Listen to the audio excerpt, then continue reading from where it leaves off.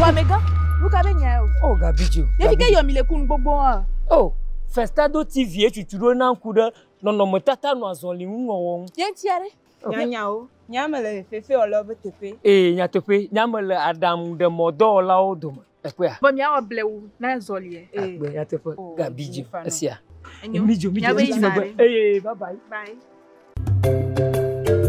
Vous êtes passionné de cinéma ou mordu de perfectionnement? Plus de soucis à vous faire. Festado TV Productions vous donne la solution. Du 17 juillet 2023 au 11 août 2023 en actorat, en réalisation, en cadrage et montage à l'école primaire privée Bhagavati 6 à Yokwe Agbligan à Didogome à côté de l'église des Assemblées de Dieu de Yokwe. Inscription 2000 francs, formation 15 000 francs. Des films produits pendant la formation seront publiés sur Festado TV. Notez bien, les meilleurs seront retenus pour intégrer les équipes de production de Festado TV Productions. Pour toute information, contactez le 93 10 22 22.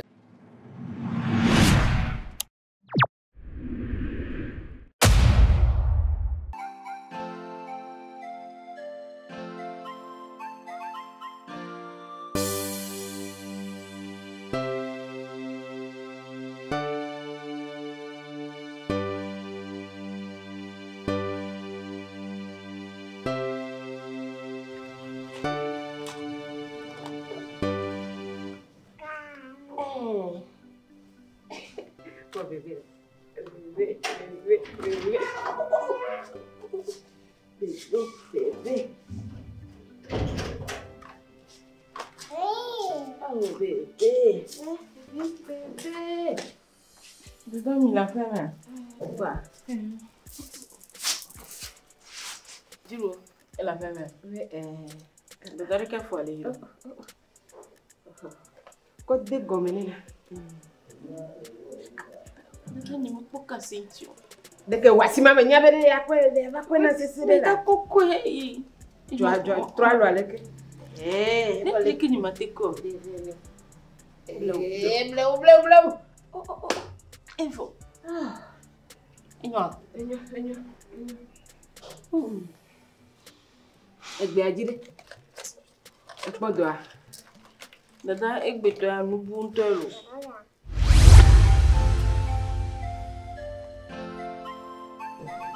Agbobanya we. Ama na we. Eba matre. Amigo, me dogbero. There go. Apearon. E fon la. Le vieux. Mi fon ni. Il faut.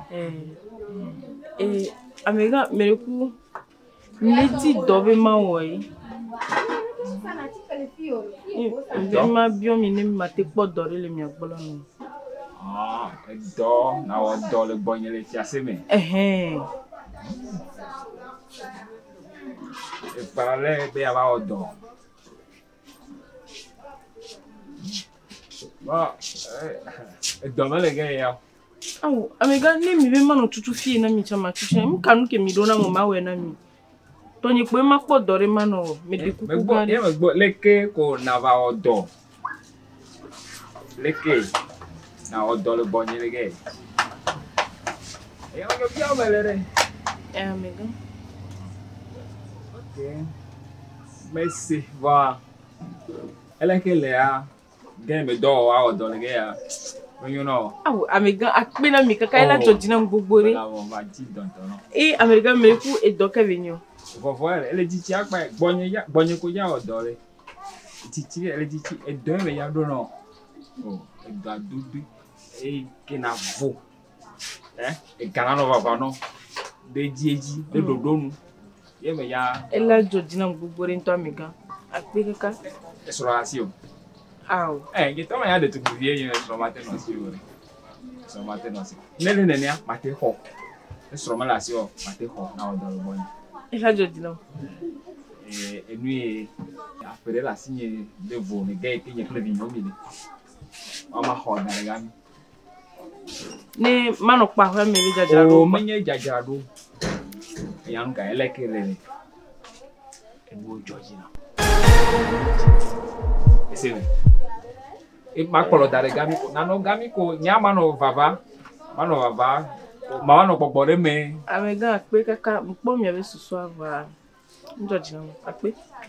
Me gati, me dokona wa me ga. Oh. Mchekwe na. Wole le ko yima ho darege ko na ba no do. Doka ya wa ole te olege. Doka ya te olege. Ma ko te fele gani. Na no ga mano. Mano bodo vivi ko fore. Ebe kakaka ore. Ne nka yeme ja ko. Ma te odole ga yore. Adonu mi aba no bo dona asisi olege.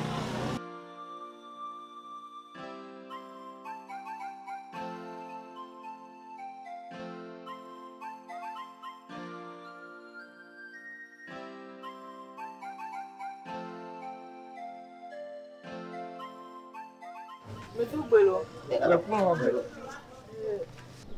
Ndekuku mleti doy. Mere kumya mo do akoya, mere pula ke we. O mawe. E karija. E se onlo. Okay. Va di diesel ka.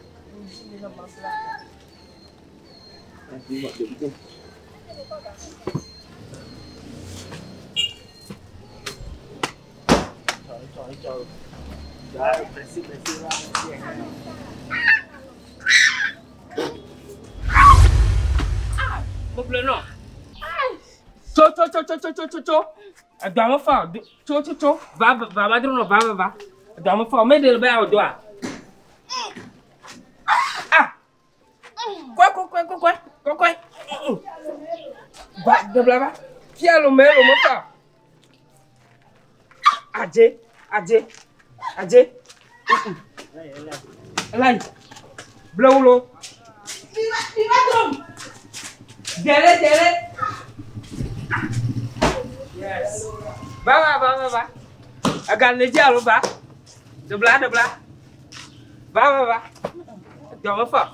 Akpere mi kaka ro ko. Aw. No te mo no. Mbono wat fono. Mi kola. Aw.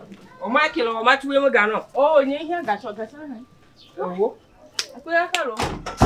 Mo sakpo.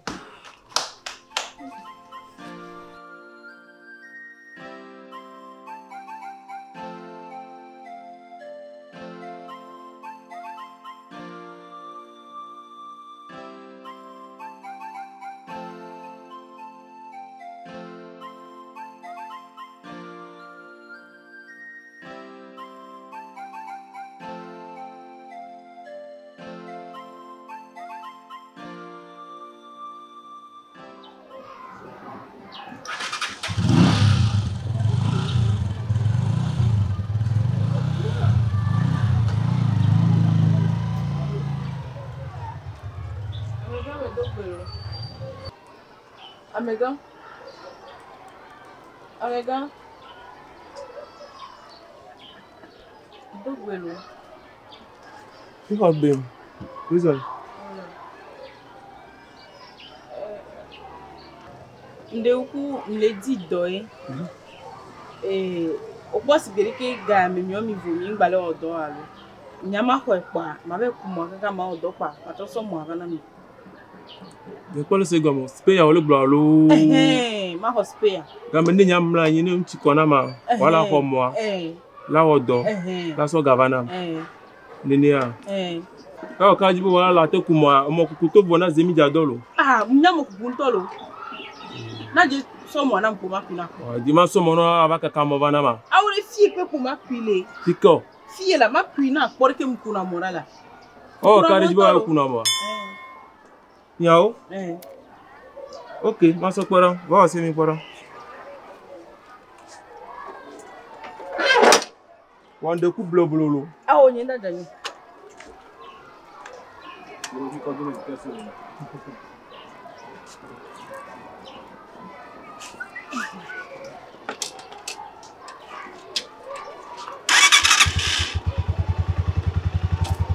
Qual?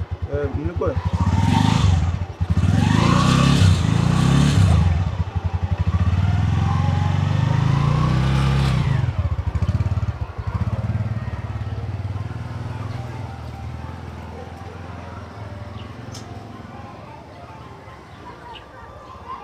So mon ami a fait jouer au Bissau mais la finissant.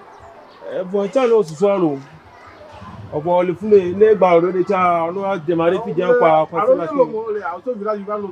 tu pas yakolo bon. Tu as mis quoi on prend marrer, on va acheter son morceau. Allez son morceau là, allez. Mais c'est nous dans son morceau. Ah bon. On va le voir.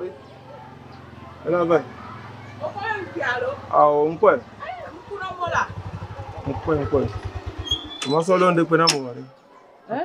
Comme vous pas ça l'on de pena quoi ma wo. Ah on tombe comme un pia. C'est bon. Ba kuma kula jo wana bola ho na no kula bana ya pa bola. Ya, nyare ke di wele. C'est bon. On pense wa. C'est bon, bon. Aji. Mati so mo no quoi. Mati da ti lijo. Oh, ma no wela, na mspe ma no ku. Yinda gbele mo na wala. Oh, fifia o yanke ya. Yanke ya. Ya, nla njunwa. Ma so mo na o boa. Wa no bonye ki yin to ma no zero. Ego Tomano. Oba so mo na me nya nya to mo. Ah, nya jela du tukara no la. Nya jela wo leke akwa agba nkema. Oh. Yo bi o cha wa kwere yan ti ko na re ka me ajo ni lili o.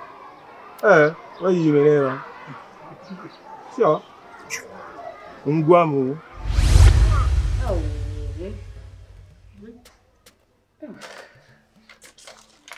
Enye ya bazule kia. Te chanke me lese sere adona mia. Ni toko na le pepe. Agbe me ya lo.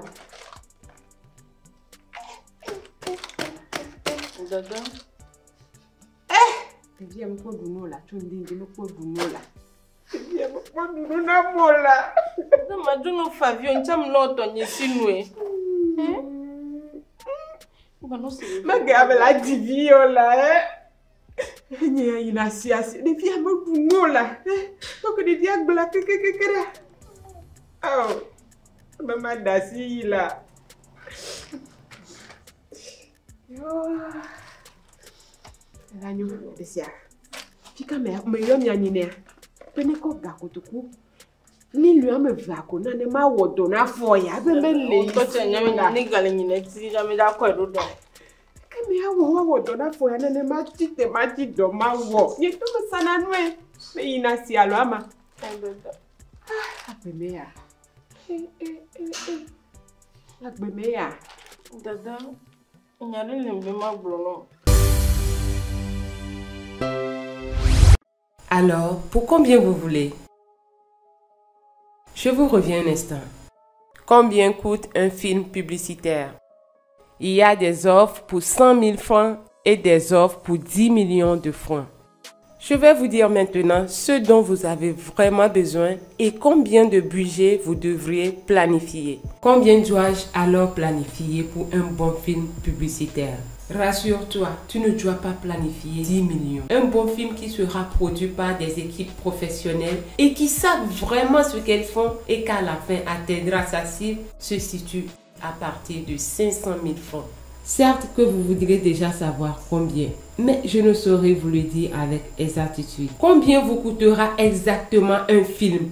Nous ne saurons le dire que lorsque vous nous auriez dit ce dont vous avez besoin. Pour cette raison, nous organisons toujours un entretien stratégique gratuitement. Croyez-moi, qu'un film moins cher de 100 000 vous reviendrait à la fin plus coûteux si la stratégie n'a pas été au point. Au cours de cet entretien stratégique, définissons un concept pour votre film. Après cela, nous vous ferons une offre exacte. Nos contacts s'afficheront à la fin de cette vidéo. Afin d'obtenir votre devis, vos clients potentiels vous attendent. Dada, nyare lembe ma blono. Oh, e ko do dia. Aw. Amele be akpolo ju yubu dia. Aw. Dada Be ya de sura. Nana nyame sro de ben milita mena mo vike makpo gale wa ono no elita mena mo. Ma hira te pontu ni de fine. E de ke pro ba fi anyi so. Ni ke yo ma ha. Master Johnny. E ya cha be ade wa. Vo mi do di na mo. Ya. Jiru vike le yo. Jiru ba. Da afolo. Bonya enya kala. Me kelegbe ye me gbo enu ngongoro do le Facebook di Ni mu ya me bi wona galo. Yona nka. Ega. Yona ka. E fika. Ela.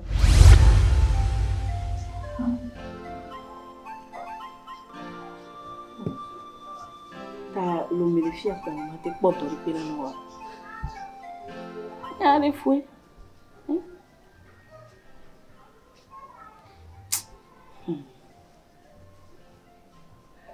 Fico nyemio to afiri pepe. Ma wonu kata.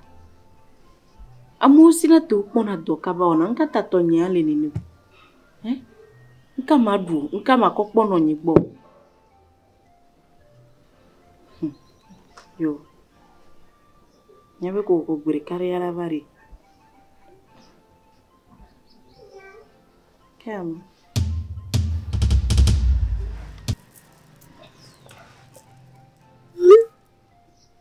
Medogbe enyi afeto gbejo ega jijireji le minti blato akomopo ega jijireji le minti blato mi tukarare ke mano entito na wu kaka na ko kapo akpe blave la ko akpe alofa ve akpe blato la ko akpe alofa ton akpe blaton la ko akpe alofa ton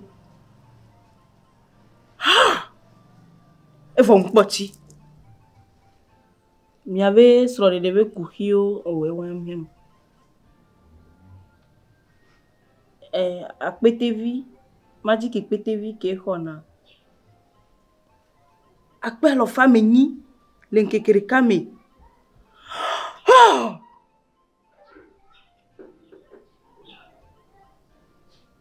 mi ave gbogbo awora e won mi amole gabe nyanya le blo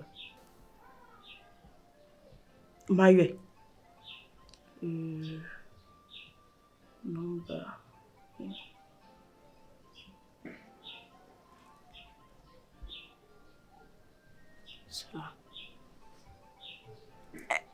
Allô Amegan?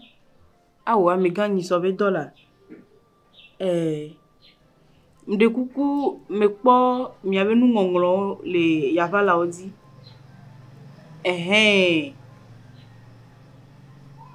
Enyo.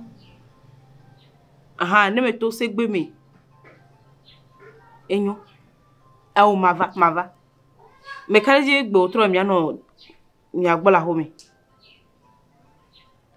O ne mi gba be fi je to se nya mava. Enyo, akwe kaka lo, Georgina. Akwe kaka. We!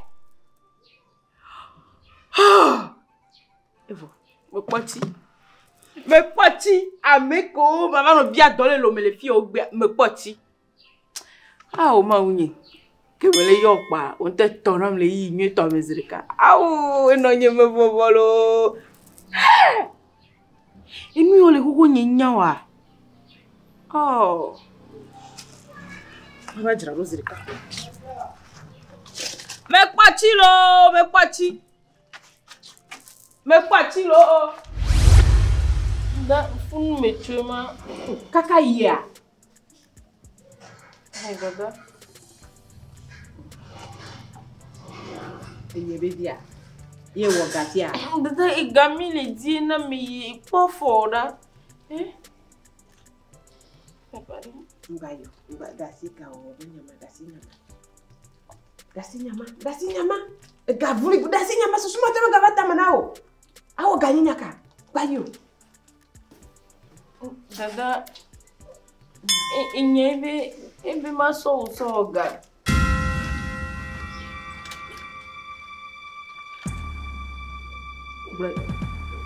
Ebe maso usoga. Akonye ko oga. Dada ni mi we mi ati so pafu agbo pafu na. Ibogwe babako ya wai awe adatoe ibogwe babako ya wai awe adatoe ibogwe babako ya wai awe adatoe Vamos vole kaka ya bojo na mo. Amo vole kaka ya mo na kwani la tobe. Vole kaka ya mo na mo.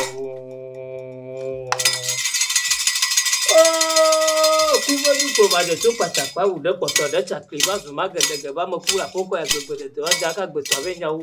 O glimiti glomo de dia de do tong.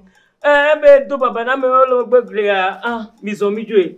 Ama gbogbo marula aba gbo na duare nto mo foto mo ku ifa ke nkpekpe makosa aba tumoja ko un aba yen nkpekpe ma do le de kan poto akese on souvient un le mo to gbede un ko gbo no han la nya bra o le gbaji ase via ne ver gavon ase magbo na ma na nwa mo gaga ana un to bi voire ne mi azoro ngogbo ase a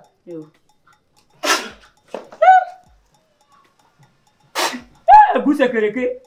Ana ma duna ku kola ba hunya ya duna la. Ala gba uda. Madabo. A ti so so la gbete. E be yen hu ya. Into epo na mde pe mo kona cheke. Yen. Ayo. Ni ga ba do e. Aba. Try on ko ana masa. Ama. Ayo. Tobi eguse kereke ama ya vado aye madu agore nyaji asijo so gbete ebe nye ngwe amadu agore nyaji